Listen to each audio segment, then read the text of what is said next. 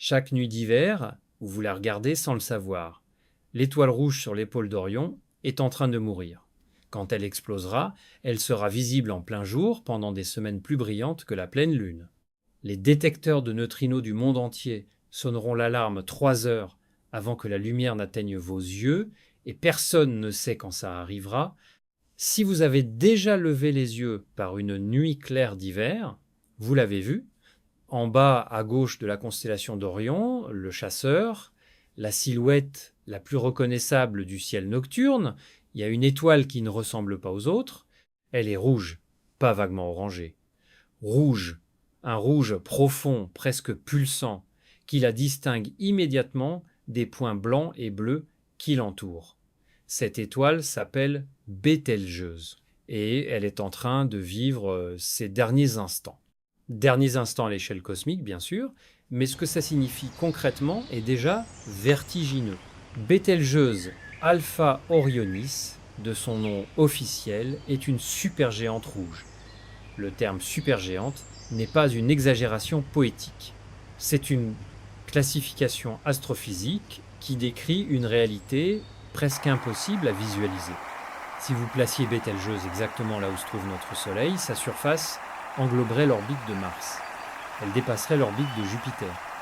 Selon les mesures interférométriques réalisées par le Very Large Telescope de l'ESO au Chili, son rayon est environ 1400 fois celui du Soleil. 1400 fois. Pour donner une échelle, si le Soleil était une bille d'1 centimètre de diamètre, Bételgeuse serait une sphère de 14 mètres. Vous pourriez y tenir debout. Et pourtant, malgré cette taille colossale, Bételgeuse est visible à l'œil nu depuis la Terre pour une raison simple, elle n'est pas si loin, environ 700 années-lumière. À l'échelle de la galaxie, c'est le voisinage. La Voie lactée fait 100 000 années-lumière de diamètre. Bételgeuse est à moins de 1% de cette distance. C'est une voisine massive. Les estimations de sa masse varient entre 15 et 20 fois celles du Soleil, selon les modèles et les méthodes utilisées. Ça semble modeste comparé à sa taille, et c'est précisément le problème. Bételgeuse est gonflée. Ses couches extérieures sont tellement dilatées que la matière à sa surface est incroyablement ténue, des milliers de fois moins dense que l'air que vous respirez. C'est une étoile enflée, instable, qui perd de la masse en permanence sous forme de vent stellaire puissant, crachant sa propre substance dans l'espace. Et elle est jeune, c'est l'un des faits les plus contre-intuitifs la concernant. Bételgeuse a environ 8 à 10 millions d'années. Notre Soleil en a 4-6 milliards. Bételgeuse est donc environ 500 fois plus jeune que le Soleil. Et pourtant c'est elle qui est mourante, pas le Soleil. La raison est brutalement simple. Plus une étoile est massive, plus elle brûle son carburant nucléaire vite. Le Soleil a assez d'hydrogène pour briller encore 5 milliards d'années. Bételgeuse a déjà épuisé le sien. Elle est passée à autre chose. Et cette autre chose est un processus qui, une fois enclenché, ne peut pas être arrêté. Les astronomes observent Bételgeuse depuis des siècles. L'astronome John Herschel a noté ces variations de luminosité dès les années 1830. Elle brille, puis faiblit, puis brille à nouveau sur des cycles irréguliers, parfois sur des périodes de 400 jours, parfois sur des cycles plus longs, de 5 à 6 ans, parfois de manière totalement imprévisible. Cette variabilité est caractéristique des supergéantes rouges. Leur surface est le siège de gigantesques cellules de convection, des bulles de gaz chaud de la taille de l'orbite terrestre qui montent, refroidissent, redescendent. L'étoile bouillonne littéralement. Mais les astronomes ont appris à vivre avec cette variabilité. Bételgeuse fluctue, c'est sa nature, rien d'alarmant, jusqu'à fin 2019. En octobre 2019, Bételgeuse a commencé à faiblir. Ce n'était pas inhabituel en soi. Mais elle a continué. Et continué. Semaine après semaine, sa luminosité chutait. En décembre 2019, elle avait atteint un niveau de faiblesse jamais enregistré dans les relevés modernes. En février 2020, elle avait perdu près des 2 tiers de sa luminosité visible L'étoile la plus reconnaissable du ciel d'hiver était presque méconnaissable. À l'œil nu, elle avait à peine l'éclat des étoiles les plus banales d'Orion. Certains ont immédiatement pensé la même chose, c'est le début de la fin. La communauté astronomique n'a pas paniqué, mais elle a regardé très attentivement. Ce que Bételgeuse faisait entre octobre 2019 et février 2020 n'avait pas de précédent dans les relevés photométriques modernes. Sa magnitude apparente, la mesure de sa luminosité vue depuis la Terre, est passée d'environ plus 0, 5 à plus 1, 6. Pour un non-spécialiste, ces chiffres semblent abstraits. En pratique, cela signifie que sa luminosité visible avait été divisée par plus de 2,5. Une étoile qui, depuis des millénaires, figurait parmi les 10 plus brillantes du ciel nocturne, devenait soudainement ordinaire. L'événement a été baptisé le grand affaiblissement, Great Dimming en anglais, et il a fait la une de journaux bien au-delà des revues spécialisées. La question était partout, Bételgeuse est-elle sur le point d'exploser? La réponse, quand elle est venue, a été à la fois rassurante et surprenante. Non, Bételgeuse n'était pas sur le point d'exploser, mais ce qui lui était arrivé était extraordinaire. Andrea Dupri, astrophysicienne au Center for Astrophysics de Harvard, a dirigé l'enquête en utilisant les données du télescope spatial Hubble. Ce que son équipe a découvert était spectaculaire.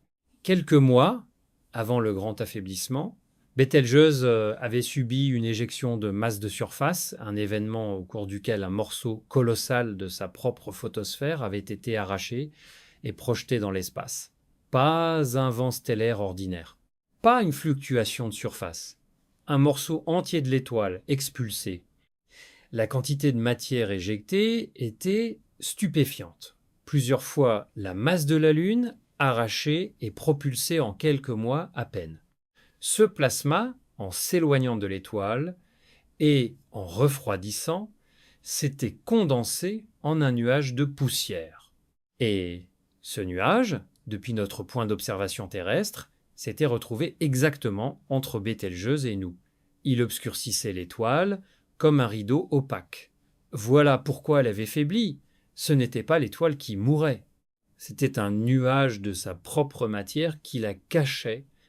En complément, les observations ont révélé qu'une cellule de convection géante à la surface de Bételgeuse avait simultanément refroidi, contribuant à baisser la luminosité globale.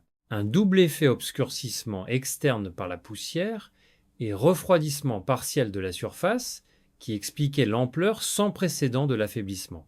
Quand le nuage de poussière s'est progressivement dissipé et que la convection s'est normalisée, Bételgeuse a retrouvé sa luminosité habituelle. Au printemps 2020, l'étoile brillait à nouveau. Normalement, crise terminée, le public est passé à autre chose.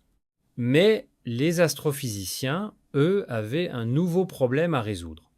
L'éjection de masse de surface observée n'était pas un événement prévu par les modèles standards d'évolution stellaire. Les étoiles, comme Bételgeuse, perdent de la masse en permanence via leur vent stellaire, c'est attendu, c'est modélisé. Mais l'arrachement brutal d'un fragment de photosphère de cette taille, c'était autre chose. Les modèles de convection interne avaient du mal à expliquer un événement aussi violent et aussi soudain. Quelque chose se passait à l'intérieur de Bételgeuse qui générait des instabilités plus profondes que ce que la théorie prédisait. Et c'est là que le grand affaiblissement, malgré son explication rassurante, a ouvert une question bien plus troublante. L'éjection de masse n'était qu'un symptôme de surface. Ce qui avait provoqué cette instabilité se trouvait bien plus profond, dans des régions que ni Hubble ni aucun télescope ne peut observer directement. L'explication a rassuré le public, mais pas tous les astrophysiciens, parce que ce qui se passe à la surface de Bételgeuse n'est qu'un écho. Le vrai compte à rebours se joue à des centaines de milliers de kilomètres sous cette surface tourmentée, dans un cœur que personne ne peut voir, et ce qui s'y déroule en ce moment même est irréversible.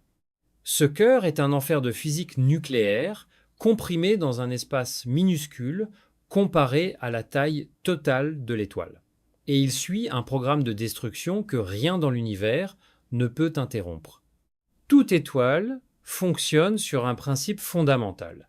l'équilibre entre deux forces opposées, la gravité qui veut écraser l'étoile sur elle-même, et la pression de radiation produite par les réactions de fusion nucléaire dans le cœur qui poussent vers l'extérieur.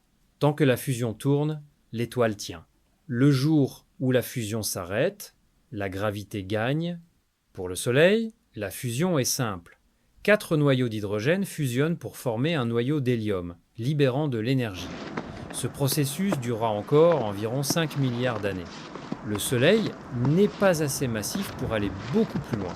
Quand son hydrogène central sera épuisé, il gonflera en géante rouge, expulsera ses couches extérieures et finira comme naine blanche.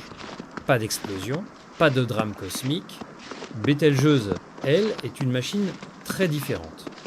Sa masse, 15 à 20 fois celle du Soleil, lui donne accès à un processus que le Soleil n'atteindra jamais.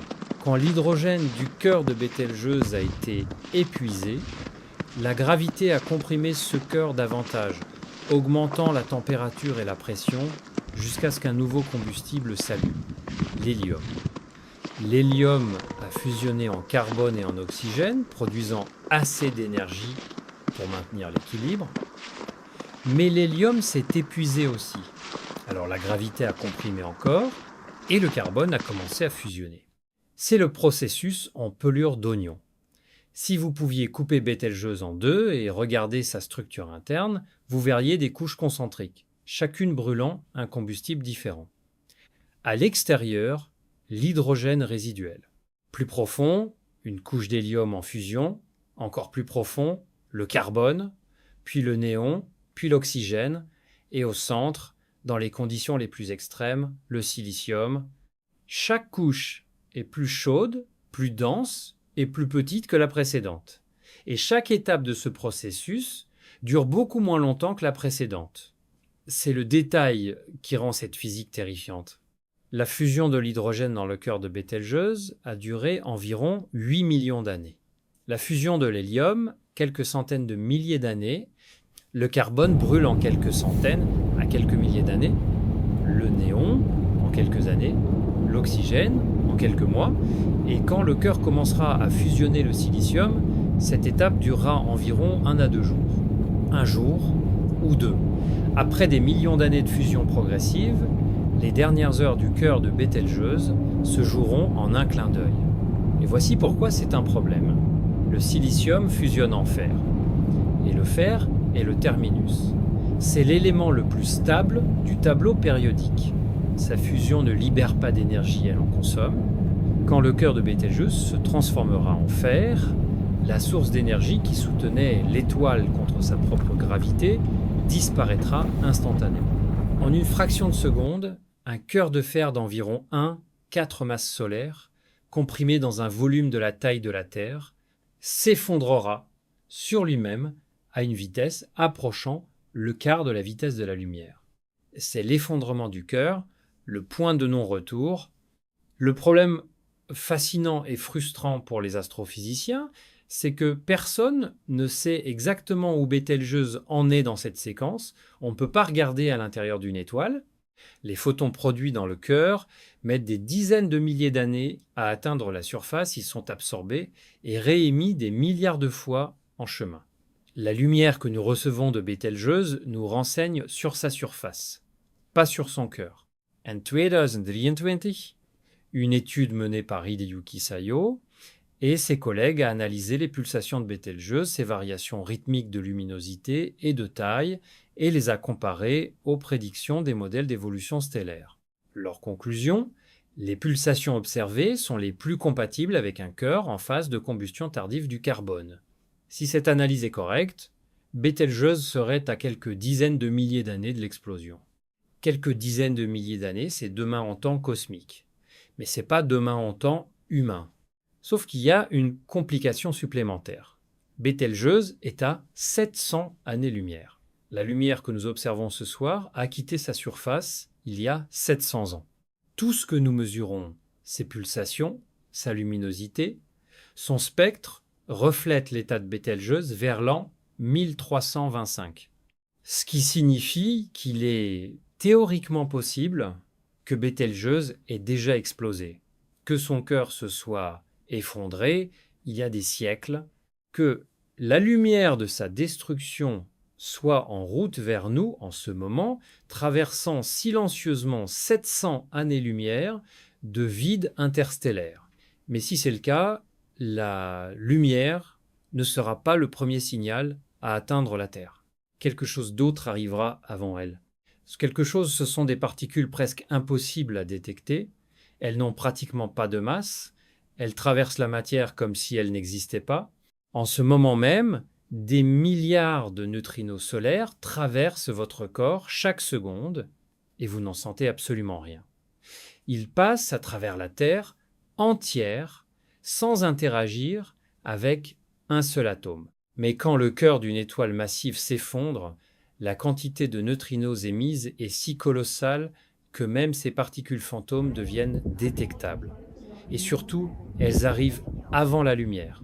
La raison est physique.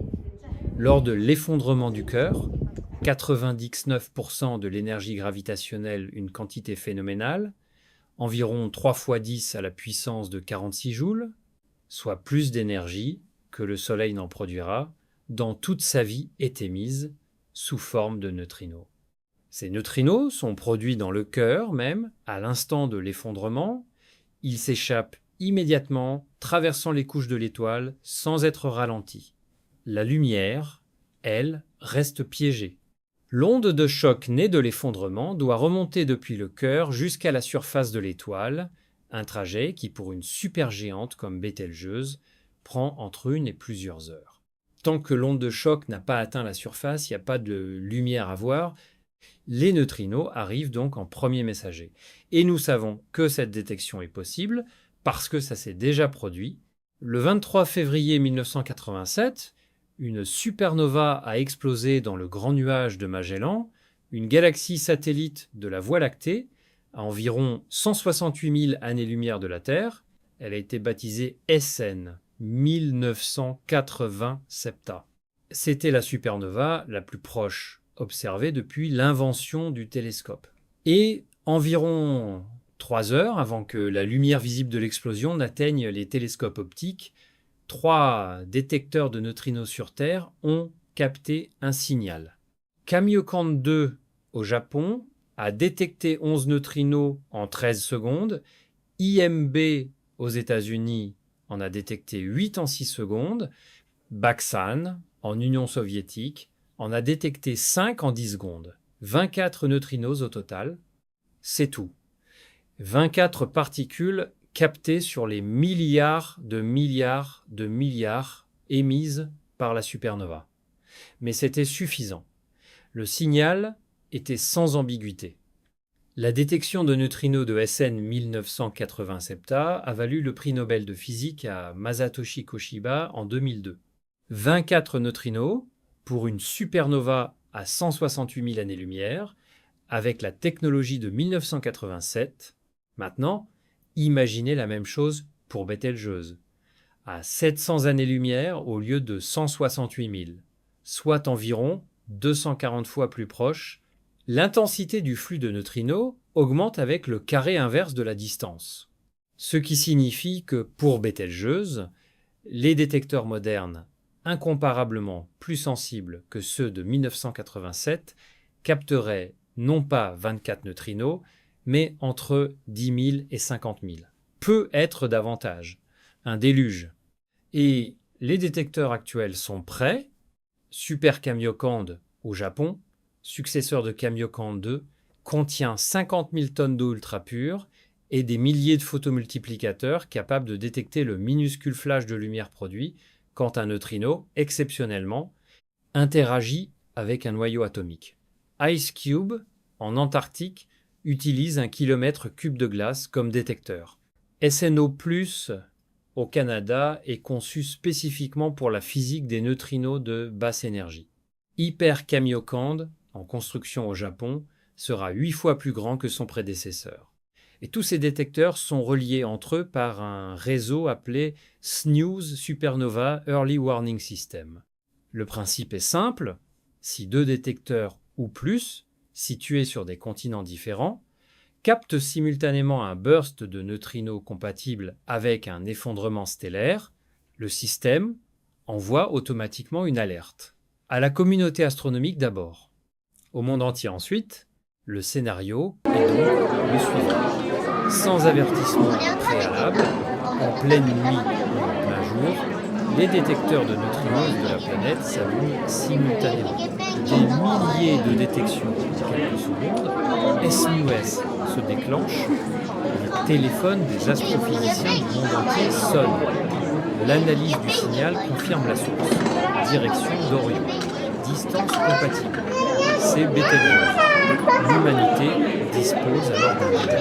Entre 1 heure et 3 heures, selon le modèle, avant que l'onde de choc n'atteigne la surface de Betelgeuse et que la première lumière de l'explosion ne commence son voyage de 700 ans vers la Terre. Cette lumière est en réalité déjà partie depuis 700 ans, les neutrinos aussi. Tout ce que SNUS détecterait est un signal vieux de 7 siècles, arrivant enfin. L'humanité sait maintenant ce qui arrive. Elle a entre 1 et 3 heures pour se préparer. Mais se préparer à quoi exactement? Ce que la plupart des gens ne réalisent pas, c'est à quel point ce qu'ils s'apprêtent à voir dans le ciel va être violent, lumineux et long. Le premier signal visible ne serait pas une explosion spectaculaire. Ce serait quelque chose que personne sur Terre ne pourrait voir à l'œil nu, mais que les satellites d'observation verraient avec une clarté terrifiante. Quand l'onde de choc, née de l'effondrement du cœur, traverse les couches internes de l'étoile pendant des heures, elle gagne en puissance en balayant de la matière de plus en plus ténue. Et au moment précis où elle atteint la surface, la photosphère de Betelgeuse, elle la déchire. Littéralement, la surface de l'étoile est soufflée vers l'extérieur à des milliers de kilomètres par seconde. Et dans cet instant de rupture, un flash de rayonnement extrêmement intense est émis. C'est le shock breakout, le jaillissement du choc.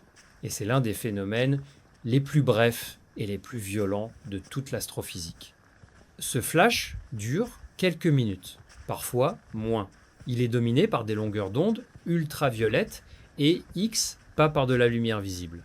En 2011, le télescope spatial Kepler, initialement conçu pour détecter des exoplanètes, a réussi par chance un exploit historique.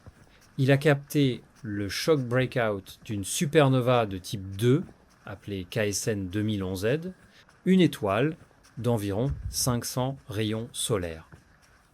Les travaux de Peter Garnavich, de l'Université de Notre-Dame, ont permis d'analyser cette observation. Pour la première fois, le tout premier instant d'une explosion de supernova avait été vu en temps réel. Pour Betelgeuse, le choc breakout serait en grande partie invisible à l'œil nu depuis la Terre. Notre atmosphère bloque efficacement les rayons X et la majorité des ultraviolets. Mais les télescopes spatiaux, le James Webb Space Telescope, le futur télescope Roman, les observatoires X comme Chandra ou ses successeurs, verraient un flash d'une intensité extraordinaire en provenance d'Orion. En quelques minutes, chaque observatoire spatial pointé dans la bonne direction enregistrerait le signal. Les alertes automatiques se multiplieraient. SNUS aurait déjà donné l'alerte quelques heures plus tôt grâce aux neutrinos. Maintenant, la lumière confirmerait. C'est réel. Et puis, sur les heures et les jours suivants, le spectacle commencerait vraiment. Après le choc breakout, l'enveloppe de Betelgeuse, des milliards de tonnes de gaz est propulsée vers l'extérieur à des vitesses pouvant atteindre 10 000 à 30 000 km par seconde. Cette matière en expansion est extrêmement chaude, chauffée par l'onde de choc. Et en se dilatant, elle rayonne. D'abord principalement en ultraviolet, puis à mesure qu'elle se refroidit et s'étend, de plus en plus dans le domaine visible. En quelques jours, la luminosité de Betelgeuse dans le spectre visible augmenterait de manière dramatique, pas de quelques pourcents, comme lors de ses fluctuations habituelles. De plusieurs ordres de grandeur, les modèles astrophysiques estiment que la magnitude apparente de Betelgeuse au pic de la supernova atteindrait entre -12 et -13. Certaines estimations montent à -14. pour mettre ces chiffres en perspective. La pleine lune a une magnitude de négative 12, 7. Vénus, l'objet le plus brillant du ciel nocturne après la lune, est à négative 4, 6. Sirius, l'étoile la plus brillante, est à négative 1, 46.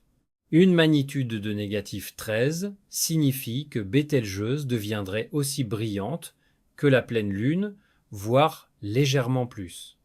Un point de lumière concentré, pas un disque comme la lune, un point si intense qu'il serait visible en plein jour, en plein soleil, sans aucun instrument. La nuit projetterait des ombres nettes sur le sol, pas les ombres douces de la lune, des ombres dures, comme celles d'un lampadaire. Et ce spectacle durerait longtemps, pas quelques minutes, pas une nuit. La luminosité resterait proche de son pic pendant plusieurs semaines. Puis elle déclinerait progressivement sur plusieurs mois, suivant ce qu'on appelle la courbe de luminosité de la supernova, un déclin alimenté par la désintégration radioactive du nickel, 5,6 produit pendant l'explosion, qui se transforme en cobalt, 5,6 puis en fer, 5,6 libérant de l'énergie à chaque étape. Pendant des semaines, Orion aurait un point aveuglant là où se trouvait son épaule rouge. Pendant des mois, une étoile nouvelle et déclinante resterait visible à l'œil nu. Pendant peu, être un an ou deux, un observateur attentif pourrait encore la distinguer avant qu'elle ne s'éteigne complètement dans le visible. Concrètement, chaque être humain sur Terre verrait ce phénomène. Pas besoin de télescope, pas besoin de ciel parfaitement dégagé. Un point de lumière aussi brillant que la Lune est visible depuis une ville, depuis un appartement, à travers une fenêtre sale. L'humanité entière, pour la première fois de son histoire, serait témoin simultané de la mort d'une étoile. Le spectacle serait historique, magnifique, sans précédent, mais des millions de personnes se poseraient la même question, et cette fois, la réponse n'est pas aussi simple que les astronomes voudraient le faire croire. La question est évidente. Est-ce dangereux ? Une étoile qui explose à 700 années-lumière, assez brillante pour rivaliser avec la Lune, est-ce qu'elle peut nous tuer ? La réponse courte est non, mais la réponse complète est beaucoup plus nuancée et elle mérite d'être détaillée parce que les raisons pour lesquelles Bételgeuse ne nous tuera pas sont presque aussi fascinantes que les raisons pour lesquelles elle pourrait, en théorie, le faire. Une supernova de type 2 émet, en plus de la lumière visible et des neutrinos, une quantité considérable de rayonnement à haute énergie, rayons gamma, rayons X, et particules chargées accélérées à des vitesses relativistes, ce qu'on appelle les rayons cosmiques. Chacun de ces types de rayonnement a un potentiel destructeur différent, et chacun interagit différemment avec la distance et avec l'atmosphère terrestre. Commençons par le plus redouté, les rayons gamma. Un flash de rayons gamma suffisamment intense et suffisamment proche pourrait endommager la couche d'ozone terrestre. Les photons gamma dissocient les molécules d'azote et d'oxygène dans la stratosphère, produisant des oxydes d'azote qui catalysent la destruction de l'ozone. Sans ozone, le rayonnement ultraviolet solaire atteint la surface terrestre sans filtre. Les conséquences sur les écosystèmes, en particulier le phytoplancton marin et les organismes terrestres sensibles aux UV, seraient sévères. Des études détaillées ont tenté de quantifier la distance critique. Neil Gehrels et ses collègues, dans un article publié en 2003 dans The Astrophysical Journal, ont estimé qu'une supernova devrait exploser à moins de 25 à 50 années-lumière de la Terre pour provoquer une déplétion significative de la couche d'ozone de l'ordre de 50% ou plus. Brian Thomas et ses collègues ont affiné ces calculs en 2005, arrivant à des conclusions similaires. Bételgeuse est à environ 700 années-lumière.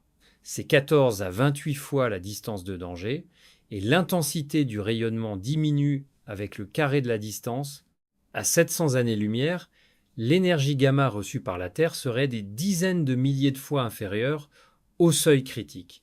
Ce n'est pas probablement inoffensif, C'est catégoriquement inoffensif selon la physique connue. Mais il y a une nuance importante et elle concerne la géométrie. Certaines supernovae, en particulier les hypernovae, qui impliquent des étoiles extrêmement massives en rotation rapide, peuvent émettre des jets de rayons gamma collimatés concentrés le long de l'axe de rotation de l'étoile. Ces jets, connus sous le nom de sursauts gamma longs, sont les événements les plus énergétiques de l'univers. Si un tel jet était pointé directement vers la Terre, la distance de danger serait beaucoup plus grande. Deux choses rassurent sur ce point. D'abord, Bételgeuse n'est probablement pas le type d'étoile qui produirait un sursaut gamma long. Ces événements sont associés aux hypernovae, des explosions d'étoiles beaucoup plus massives, souvent des étoiles de Wolf-Rayet, avec des cœurs en rotation rapide. Bételgeuse, en tant que supergéante rouge, a probablement un cœur en rotation lente. Ses couches externes, gonflées, ont agi comme un frein. Les supernovae de type 2 standard ne produisent généralement pas de jet gamma collimaté. Ensuite, même si un jet est produit, il faudrait qu'il soit pointé vers nous. Les observations de Bételgeuse, notamment les études de son axe de rotation, basées sur l'imagerie de sa surface par interférométrie, suggèrent que son axe n'est pas orienté vers la Terre. Le jet, s'il existait, partirait dans une autre direction. Reste la question des rayons cosmiques, les particules chargées accélérées par l'onde de choc du rémanent de supernova.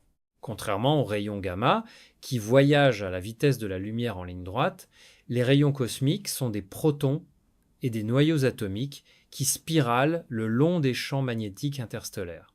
Ils sont déviés, ralentis et n'arrivent que des milliers à des dizaines de milliers d'années après l'explosion. Pour Bételgeuse, ces particules atteindraient le système solaire des millénaires après que la lumière de la supernova se serait éteinte. Leur effet serait mesurable par les instruments, mais à 700 années-lumière, l'augmentation du flux de rayons cosmiques serait faible, largement absorbée par l'héliosphère du Soleil et le champ magnétique terrestre. Pas de danger biologique. Bételgeuse ne nous tuera pas par son rayonnement. La physique est claire, mais il y a un aspect de sa supernova que presque personne ne mentionne, un aspect qui ne concerne pas l'énergie qu'elle enverrait vers nous, mais ce qu'elle détruirait et créerait autour d'elle, et ce que cette transformation révélerait sur notre propre existence. L'explosion de Bételgeuse ne serait pas seulement un spectacle lumineux, ce serait un acte de création à l'échelle cosmique. Quand l'onde de choc traverse les couches de l'étoile et les propulse vers l'extérieur, elle ne se contente pas de disperser du gaz chaud. Elle disperse de la matière que Bételgeuse a passé des millions d'années à fabriquer. Chaque couche de la structure en pelure d'oignon carbone, oxygène, néon, silicium serait éjectée dans l'espace interstellaire à des vitesses de 10 000 à 30 000 km par seconde. Mais ce n'est pas tout. Pendant l'explosion elle-même, dans les secondes et les minutes qui suivent l'effondrement du cœur, les conditions de température et de densité sont si extrêmes qu'un processus nucléaire spécial se déclenche. On l'appelle le processus RR pour rapide. Des noyaux atomiques capturent des neutrons libres à une vitesse phénoménale, plus vite qu'ils ne peuvent se désintégrer. Ce bombardement neutronique crée des éléments que la fusion stellaire ordinaire ne peut pas produire. Des éléments lourds, très lourds. L'or, le platine, l'iode, le bismuth, l'uranium, le thorium, ces éléments n'existent pas dans les étoiles en fonctionnement normal. Ils ne sont forgés que dans les événements les plus extrêmes de l'univers, les supernovas et les collisions d'étoiles à neutrons. Chaque atome d'or sur Terre, dans chaque bague, chaque lingot, chaque connecteur électronique a été créé dans un événement de ce type il y a des milliards d'années avant la formation du système solaire. Ce fait est scientifiquement établi. Les travaux fondateurs de Margaret Burbidge, Geoffrey Burbidge, William Fowler et Fred Hoyle, publiés en 1957 dans un article devenu célèbre sous le nom de B²FH, ont démontré que la quasi-totalité des éléments plus lourds que l'hydrogène et l'hélium sont produits à l'intérieur des étoiles ou lors de leur mort. Fowler a reçu le prix Nobel de physique en 1983 pour cette contribution. Les implications sont directes et profondes. Le fer dans l'hémoglobine de votre sang, qui permet à vos globules rouges de transporter l'oxygène, a été forgé dans le cœur d'une étoile massive qui a explosé en supernova il y a plus de 4-6 milliards d'années. Le calcium de vos os, l'oxygène de vos poumons, le carbone de chaque molécule organique de votre corps, tout cela provient de nucléosynthèse stellaire. Vous êtes, littéralement et sans métaphore, fait de débris d'étoiles mortes. Bételgeuse, en explosant, fabriquerait la même chose. Ces éléments seraient dispersés dans un volume immense d'espace interstellaire, formant un rémanent de supernova, un nuage de gaz en expansion, brillant, structuré, qui resterait visible pendant des milliers d'années. Nous connaissons déjà plusieurs rémanents de ce type. Le plus célèbre est la nébuleuse du Crabe, dans la constellation du Taureau. Elle est le résidu visible de SN 1054, la supernova que des astronomes chinois ont observée le 4 juillet 1054. Près de 1000 ans plus tard, la nébuleuse s'étend toujours, illuminée de l'intérieur par la rotation frénétique du pulsar qui se trouve en son centre. Les images de Hubble montrent des filaments de gaz aux couleurs extraordinaires, chaque couleur correspondant à un élément chimique différent, brillant à sa propre longueur d'onde. Le rémanent de Bételgeuse ressemblerait probablement à quelque chose de similaire, visible au télescope pendant des siècles, puis des millénaires. Une nébuleuse en expansion dans la constellation d'Orion, à l'endroit précis où les pôles rouges du chasseur brillaient auparavant. Et à une échelle de temps beaucoup plus longue des millions d'années, cette matière dispersée interagirait avec le milieu interstellaire environnant. Les ondes de choc comprimeraient des nuages de gaz préexistants, déclenchant potentiellement la formation de nouvelles étoiles. Autour de ces nouvelles étoiles, des disques protoplanétaires se formeraient, incorporant les éléments forgés par Bételgeuse. Des planètes naîtraient avec du fer de Bételgeuse dans leur noyau, de l'oxygène de Bételgeuse dans leur atmosphère, de l'eau de Bételgeuse dans leurs océans. La mort de Bételgeuse serait le début de quelque chose d'autre. Bételgeuse montre d'ailleurs déjà les signes de ce processus. En 2012, le télescope spatial Herschel, observant dans l'infrarouge lointain, a détecté un arc de choc à environ 7 années-lumière de l'étoile, une onde créée par la collision entre le vent stellaire de Bételgeuse et le milieu interstellaire. L'étoile repousse déjà le gaz autour d'elle. L'explosion finale enverrait une onde de choc incomparablement plus puissante dans cette même direction. Mais ce qui peut être le plus frappant, c'est ce qui resterait au centre de tout cela. Quand les couches extérieures auront été dispersées, quand la nébuleuse sera en expansion, il y aura un objet au cœur de ce chaos. Un objet d'à peine 20 km de diamètre, mais si dense qu'une cuillère à café de sa matière, pèserait autant qu'une montagne entière. Et cet objet ferait quelque chose d'étrange dès les premières secondes de son existence. Cet objet tournerait sur lui-même, pas lentement, potentiellement des centaines de fois par seconde. Et à chaque rotation, il balayerait l'espace autour de lui avec des faisceaux de rayonnement électromagnétique aussi réguliers qu'une horloge atomique. Ce serait une étoile à neutrons, ou selon la masse exacte du cœur résiduel de Bételgeuse, un trou noir. La différence entre ces deux destins tient à quelques masses solaires et les astrophysiciens ne sont pas unanimes sur lequel des deux scénarios se produirait. Commençons par le scénario le plus probable. Selon la majorité des modèles, l'étoile à neutrons. Quand le cœur de fer s'effondre, il est comprimé au-delà de tout ce qu'on observe dans la matière ordinaire. Les électrons sont forcés à fusionner avec les protons, formant des neutrons. La matière elle-même change de nature. Ce n'est plus un gaz, ni un plasma, ni même un solide au sens classique. C'est de la matière neutronique, un état de la matière qui n'existe nulle part ailleurs, dans l'univers observable, que dans ces objets. Les chiffres défient l'intuition. Une étoile à neutrons typique a un diamètre d'environ 20 km.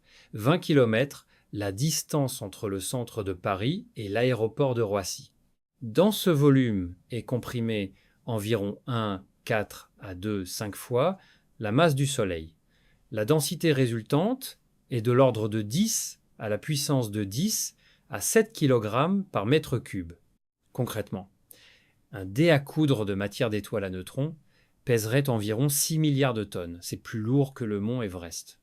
La surface de cet objet aurait un champ gravitationnel environ 200 milliards, 2 fois plus intense que celui de la Terre. Si vous pouviez vous tenir sur une étoile à neutrons, ce qui est physiquement impossible, mais imaginons vous seriez aplati en une couche d'atomes d'un nanomètre d'épaisseur en moins d'une microseconde. Le champ magnétique serait tout aussi extrême. Les étoiles à neutrons possèdent des champs magnétiques de l'ordre de 10 à la puissance de 8 à 10 à la puissance de 13 Tesla.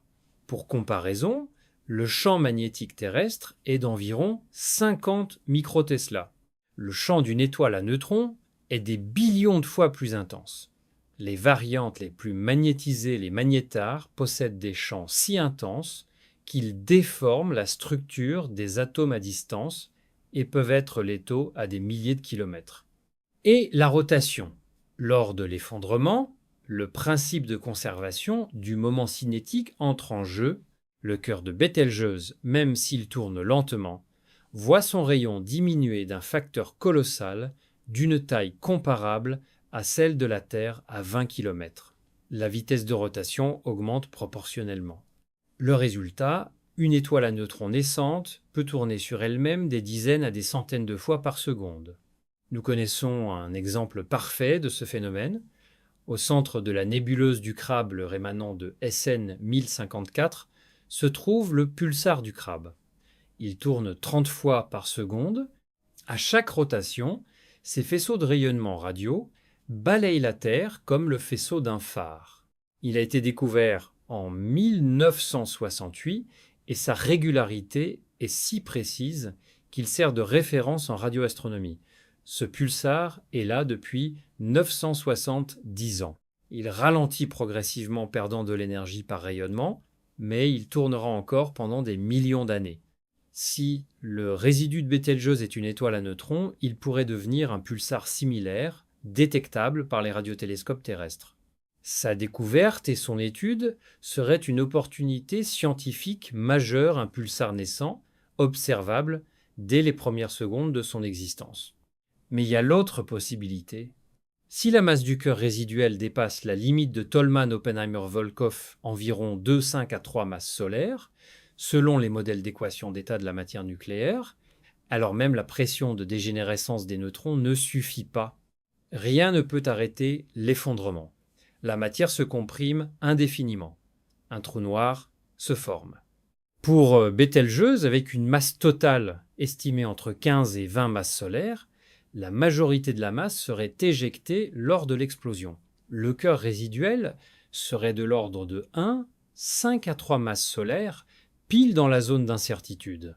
La plupart des modèles penchent pour une étoile à neutrons, mais un trou noir stellaire de quelques masses solaires n'est pas exclu. Certains modèles de perte de masse avant l'explosion pourraient changer la donne dans un sens ou dans l'autre. Si un trou noir se formait, il serait petit quelques kilomètres de rayon de Schwarzschild et à 700 années-lumière, il n'aurait strictement aucun effet gravitationnel sur le système solaire. Mais sa détection serait un défi fascinant. Un trou noir isolé n'émet pas de lumière. Il faudrait le détecter indirectement par son effet gravitationnel sur la matière environnante ou par les ondes gravitationnelles émises pendant l'effondrement. Et justement, les ondes gravitationnelles. L'effondrement asymétrique du cœur de Bételgeuse produirait des ondes gravitationnelles détectables par LIGO, Virgo et CAGRA. À 700 années-lumière, le signal serait puissant et riche en informations. Pour la première fois, on pourrait observer simultanément les neutrinos, la lumière et les ondes gravitationnelles d'une même supernova, ce qu'on appelle l'astronomie multimessager. Chaque canal révélerait des informations différentes sur le même événement, permettant de tester les modèles d'effondrement stellaire avec une précision sans précédent. La supernova de Bételgeuse ne serait pas seulement un spectacle, ce serait le plus grand laboratoire naturel de l'histoire de l'astrophysique. Mais ce ne serait pas la première fois que des humains verraient une étoile mourir. Ça s'est déjà produit, et les témoignages de ceux qui l'ont vécu sont à la fois fascinants et troublants. Le 1er mai de l'an 1006, Ali ibn Ridwan, un astronome et médecin égyptien, a levé les yeux vers le ciel du sud depuis le Caire. Ce qu'il a vu l'a suffisamment marqué pour qu'il le consigne par écrit. Une étoile nouvelle était apparue dans la constellation du Loup. Elle était extraordinairement brillante. Ibn Ridwan l'a décrite comme ayant 2 fois et demi à 3 fois le diamètre apparent de Vénus. Il a noté que sa lumière projetait des ombres au sol. Le ciel tout entier semblait plus lumineux à cause de sa présence. C'était SN 1006, la supernova la plus brillante jamais documentée par l'humanité. Les estimations modernes de sa magnitude apparente la placent autour de négatif 7, 5, ce qui la rendait environ 6 fois plus lumineuse que Vénus à son maximum. Elle était visible en plein jour. Des astronomes chinois, japonais, des chroniqueurs européens et des observateurs arabes l'ont documentée indépendamment. Les descriptions sont cohérentes, une étoile d'une luminosité surnaturelle, apparue sans avertissement, qui a dominé le ciel nocturne pendant des mois. SN 1006 était une supernova de type IA, l'explosion thermonucléaire d'une naine blanche, à environ 7200 années-lumière de la Terre. Son rémané est encore visible aujourd'hui au télescope, un anneau de gaz en expansion détecté en rayons X et en radio. 48 ans plus tard, le 4 juillet 1054, les astronomes de la cour de la dynastie Song en Chine ont enregistré l'apparition d'une étoile invitée, Kexing, dans la constellation du Taureau. Elle était si brillante qu'elle restait visible en plein jour pendant 23 jours consécutifs. La nuit, elle était visible pendant presque 2 ans avant de s'éteindre. Les chroniques de la dynastie Song sont les sources les plus détaillées, mais des astronomes japonais l'ont également documentée. Une question intrigante concerne un pétroglyphe trouvé à Chaco Canyon, au Nouveau-Mexique. Il représente un croissant de lune et un cercle lumineux dans une position cohérente avec la position de la Lune et de SN 1054 le matin du 5 juillet 1054. Certains archéoastronomes, dont Michael Zeilik, ont proposé que ce pétroglyphe soit une représentation de la supernova. Mais cette interprétation reste débattue. D'autres chercheurs estiment que le pétroglyphe pourrait représenter Vénus ou un autre phénomène. Ce qui n'est pas débattu, c'est ce que cette supernova a laissé derrière elle. Son rémanent est la nébuleuse du Crabe, l'un des objets les plus étudiés de toute l'astronomie, un nuage de filaments de gaz s'étendant encore aujourd'hui à environ 1500 km par seconde, illuminé par le pulsar en son centre. En 1181, une nouvelle étoile invitée est apparue, documentée par des astronomes chinois et japonais. Moins brillante que ses prédécesseurs, elle est restée visible pendant environ 185 jours. Pendant longtemps, les astronomes modernes n'ont pas réussi à identifier son rémanent avec certitude, un mystère en soi.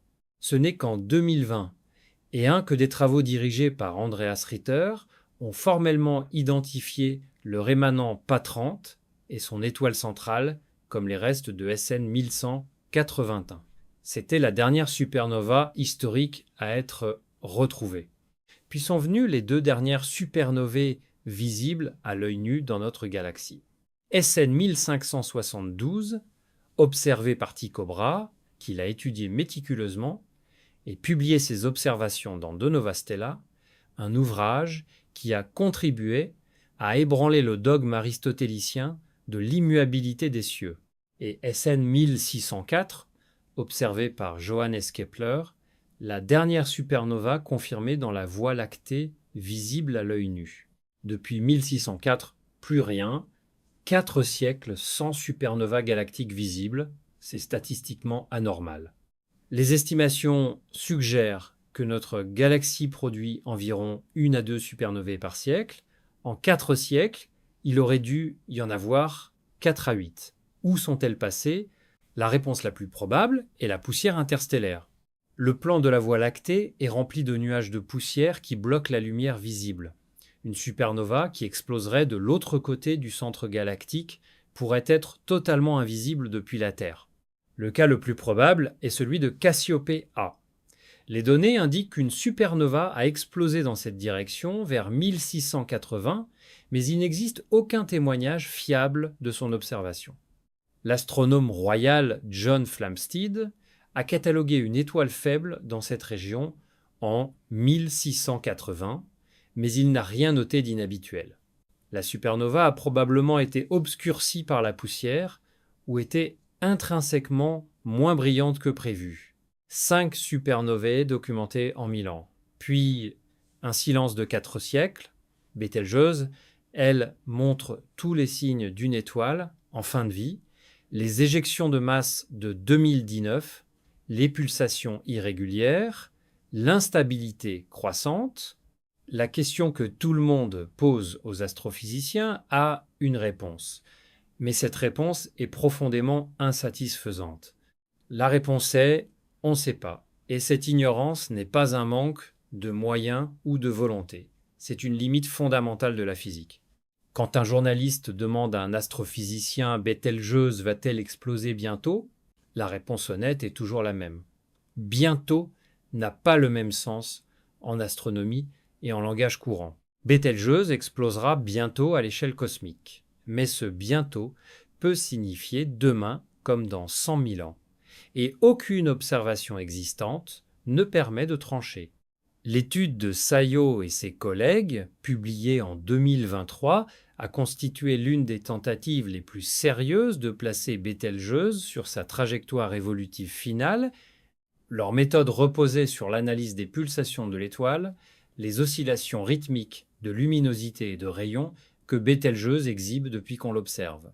Ces pulsations sont comme un stéthoscope. Elles portent indirectement des informations sur la structure interne de l'étoile. Sayo et son équipe ont comparé les pulsations observées de Bételgeuse aux prédictions de différents modèles stellaires correspondant à différentes phases d'évolution du cœur. Leur conclusion: le schéma de pulsation observé est le plus compatible avec un cœur en phase de combustion tardive du carbone. Si c'est le cas, Bételgeuse serait à environ quelques dizaines de milliers d'années de l'effondrement final. Quelques dizaines de milliers d'années. C'est incommensurablement court à l'échelle de la vie d'une étoile de 10 millions d'années. Mais c'est incommensurablement long à l'échelle humaine. Aucun être humain vivant aujourd'hui ne verra probablement l'explosion de Bételgeuse. Probablement. Parce que probablement est le mot-clé. L'étude de Sayo a été immédiatement contestée par d'autres chercheurs. Les modèles de pulsation stellaire dépendent de paramètres qui sont mal contraints par les observations. Le taux de perte de masse de Bételgeuse, combien de matière elle expulse par ses vents stellaires, influence directement la structure interne et donc les prédictions. Et ce taux est incertain d'un facteur significatif. Les mécanismes de convection dans le cœur sont modélisés de manière approximative. La métallicité exacte de l'étoile affecte les réactions nucléaires. Certains modèles alternatifs placent Bételgeuse plutôt dans sa séquence peu, être encore en train de brûler de l'hélium dans son cœur, ce qui lui laisserait des centaines de milliers d'années. D'autres modèles, plus spéculatifs, n'excluent pas qu'elle soit plus avancée qu'on ne le pense.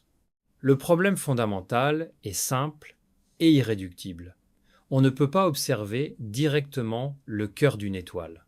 Pour le Soleil, on peut détecter les neutrinos produits par la fusion d'hydrogène dans son cœur. Les expériences, comme Borexino, l'ont fait avec une grande précision. Mais le Soleil est à 8 minutes-lumière. Bételgeuse est à 700 années-lumière. Les neutrinos de fusion qu'elle émet sont beaucoup trop dilués par la distance pour être détectables par les instruments actuels. Nous sommes aveugles à ce qui se passe dans son cœur Et il y a la complication temporelle que nous avons déjà mentionnée, mais dont les implications méritent d'être pleinement mesurées. Tout ce que nous observons de Bételgeuse, sa luminosité, son spectre, ses pulsations, son diamètre angulaire, reflète son état il y a 700 ans.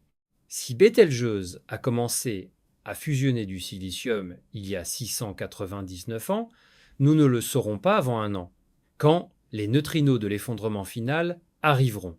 Si elle a commencé il y a 698 ans, nous avons 2 ans, il n'y a aucun moyen de le savoir à l'avance. Le grand affaiblissement de 2019 à 2020 n'a pas changé ses estimations fondamentales. Il a montré que Bételgeuse est un objet plus dynamique et plus imprévisible que les modèles standards ne le prédisaient. L'éjection de masse de surface était un événement que les modèles n'avaient pas anticipé à cette échelle. Mais une éjection de masse de surface et un effondrement de cœur sont deux phénomènes complètement différents. L'un est un événement de surface, spectaculaire mais non terminal, l'autre est la fin, il se produit indépendamment de ce qui se passe à la surface. La vérité scientifique honnête est celle-ci. La probabilité que Bételgeuse explose pendant la vie d'une personne lisant ce texte est réelle mais faible. Peut être un dixième de %, peut être moins, mais elle n'est pas nulle. Elle ne peut pas être exclue. Et c'est précisément pour cette raison que des systèmes comme SNOWS existent. Si ça arrive, nous aurons quelques heures de préavis, pas plus. On ne sait pas quand Bételgeuse explosera. Peut être dans 100 000 ans, peut être cette nuit. Mais il y a une question encore plus vertigineuse que quand une question que les astrophysiciens se posent sérieusement. Et si Bételgeuse n'est pas la seule étoile proche de nous qui pourrait exploser, elle ne l'est pas. Bételgeuse est la candidate la plus célèbre, la plus visible, la plus médiatisée, mais elle n'est pas la seule étoile massive en fin de vie dans le voisinage galactique. Et certaines de ses rivales sont, à certains égards, plus inquiétantes. La plus spectaculaire se trouve à environ 7500 années-lumière de la Terre, dans la constellation de la Carène, visible depuis l'hémisphère sud. Son nom est Eta Carina et elle est, à tous les points de vue, un monstre. Eta Carina est une hypergéante bleue ou, plus précisément, un système binaire dont l'étoile principale a une masse estimée entre 100 et 150 fois celle du Soleil. C'est l'une des étoiles les plus massives connues dans notre galaxie. Sa luminosité est environ 5 millions de fois celle du Soleil. Elle est si puissante que sa propre radiation repousse constamment ses couches extérieures. Elle est en permanence au bord de l'autodestruction.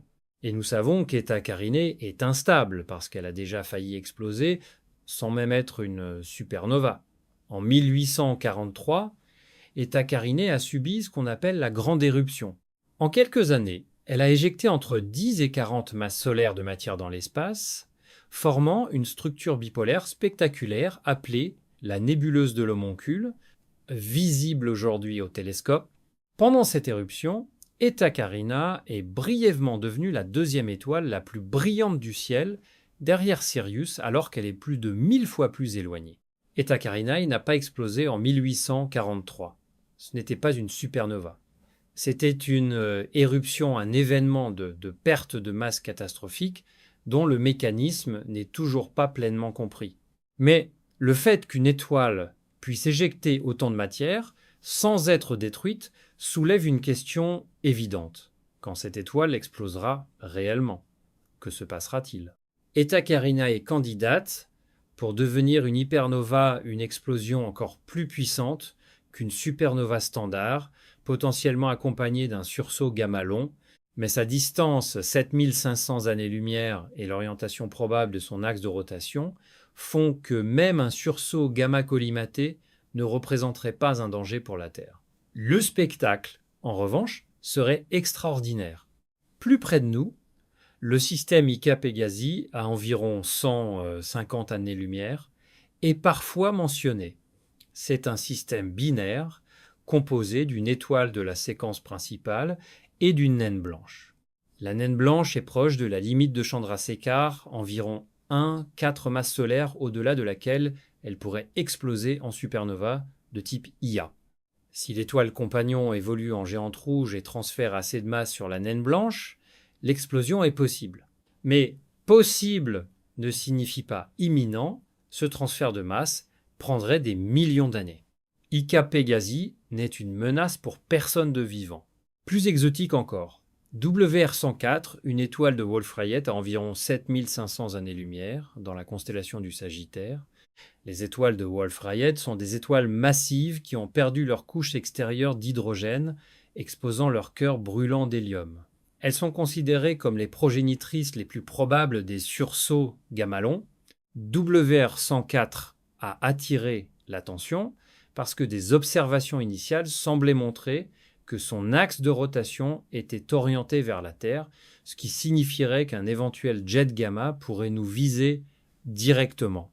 Des études ultérieures, utilisant des techniques interférométriques plus précises, ont réévalué cet angle et conclu que l'axe est suffisamment incliné pour que le jet nous manque. Mais l'épisode a illustré une réalité inconfortable. La géométrie compte autant que la distance. Spica, l'étoile la plus brillante de la constellation de la Vierge, à environ 250 années-lumière, est également une étoile massive en fin d'évolution candidate lointaine pour une supernova, mais à une échelle de temps de millions d'années. Aucune de ces étoiles ne représente un danger immédiat, mais elle rappelle que les supernovae ne sont pas des événements abstraits ou purement théoriques. Elles se produisent dans notre galaxie à des distances mesurables, avec une régularité statistique, et la preuve la plus frappante que des supernovae proches ont réellement affecté notre voisinage ne vient pas de l'astronomie, elle vient de la géochimie. En 2004, Klaus Knie et ses collègues ont publié dans Physical Review Letters la découverte de fer, 6,0, un isotope radioactif du fer, qui n'est pas produit sur Terre, mais qui est produit en abondance dans les supernovae, dans les sédiments océaniques de l'océan Pacifique. Les dépôts dataient d'environ 2-8 millions d'années. En 2006, Anton Wallner et son équipe ont élargi ces résultats, identifiant 2 épisodes distincts de dépôts de fer, 6,0, un vers 2, 5 à 3 millions d'années, et un autre vers 6 à 7 millions d'années. Du fer, 6,0 a également été trouvé dans la croûte lunaire. L'implication est directe. Des supernovae ont explosé à des distances relativement proches de la Terre, probablement quelques centaines d'années-lumière, à au moins 2 reprises dans les derniers millions d'années, assez proches pour déposer leur signature isotopique dans nos océans et sur la Lune. Des supernovae ont déjà explosé assez près de la Terre pour laisser leur signature chimique dans nos océans. Et certains chercheurs pensent que l'une d'entre elles a eu un effet bien plus concret qu'un simple dépôt d'isotopes, un effet sur l'évolution de la vie elle-même.